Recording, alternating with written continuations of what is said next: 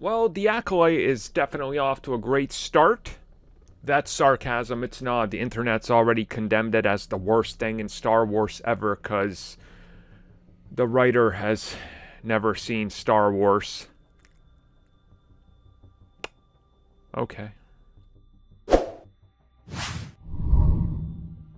Well, I took long enough to talk about this one. It's probably already blown over, but I didn't want to do it right then and there.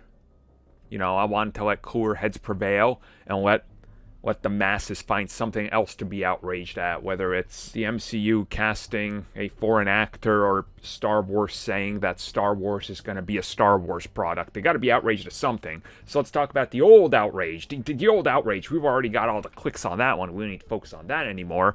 The Acolyte.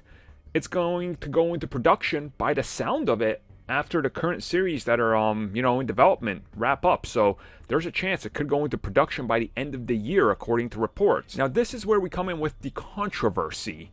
The controversy that is the writer of the series. Now you're probably going, wait. What is this? Are we talking about the old news about the writer and like the person running the series? Because haven't we known that? Like, she was hired because she never really knew anything about Star Wars? Didn't we kind of know that? Like, isn't that a thing that we've known about? Disney has actively hired people that have never seen Star Wars or Marvel for their jobs? And the answer is yes. So I don't even want to really discuss that. I want to talk about this mentality that people have. That somehow, unless you're a hardcore fan who sits in your basement, like, worshipping Darth Revan at the cult of Revan, that somehow you're not a Star Wars fan, is so outdated, antiquated, and stupid that honestly blows my mind.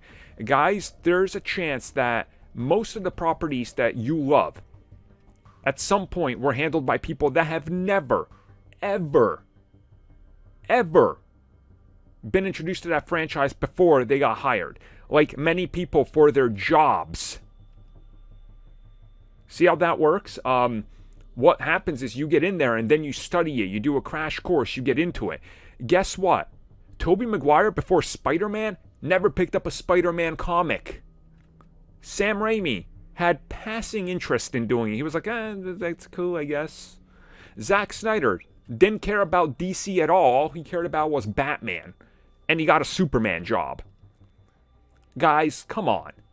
I get it. We gotta hate because, oh no, she's scary. She's a female that's putting agendas in front of her or whatever. I don't know what the outrage is anymore. We know how these products are handled. Let's just go back to the Russo brothers for Captain America. Oh, they've never directed an action movie. They don't know how this is done. They're going to be terrible. And look at them now. Spoiler alert, James Mangold, when it came to Logan, he barely had a passing interest at any comic books there. Any comic books at all. He just didn't care about them. But look at that. WandaVision, Jack Sheffer. Barely any passing interest. Didn't even know who Mephisto was, or it was a comic book character. But look at what we got. Let's just calm down. Let's just calm down. Let the woman do her job, and we'll see what happens. We'll pass judgment when we get to the actual product.